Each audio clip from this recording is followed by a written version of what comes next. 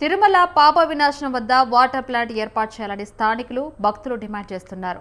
రోజు 10,000 మందికి పైగా యాత్రికులు వచ్చే ఈ ప్రాంతంలో 25 ఏళ్లుగా ఒకే వాటర్ ట్యాంక్ ఉండటంతో తాగునీటికి తీవ్ర ఇబ్బందులు పడుతున్నామని వాపోతున్నారు.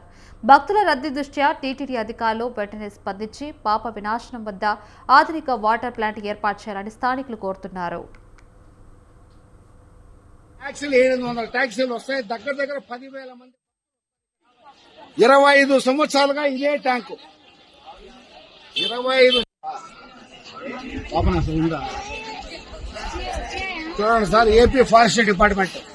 ఇది పాప వినాశనం భక్తులు ప్రతిరోజు బస్సుల్లో 5,000 మందిని ఇక్కడికి తరలిస్తారు. తిరుమల నుంచి ట్యాక్సీలు 700 ట్యాక్సీలు వస్తాయి. దగ్గర 10,000 మంది భక్తులు వస్తారు ఇక్కడికి పాప వినాశనం. అది చూడండి ట్యాంకు. ఈ ట్యాంక్ చూసారా? 25 సంవత్సరాలుగా ఇదే ట్యాంకు 25 సంవత్సరాలుగా ఇదే ట్యాంకు. ఈ ట్యాంకులో నీళ్లు తాగాల భక్తులు.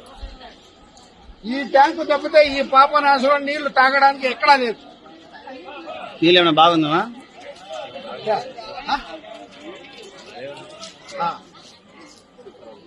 ఈ ట్యాంకు 25 సంవత్సరాలుగా ప్రతి సంవత్సరం కోట్లాది రూపాయల ఆదాయం ఫారెస్ట్ వాళ్ళు. ఒక వాటర్ ప్లాంట్ పెట్టేదానికి లేదు ఇక్కడ. 10,000 మంది భక్తులకు తాగునీరు ఇది ఒకటే ట్యాంక్. 1,000 లీటర్లు పడతాయి దానికి. ఇది సార్ పాపనాశం ఫారెస్ట్ వాళ్ళ దుస్థితి.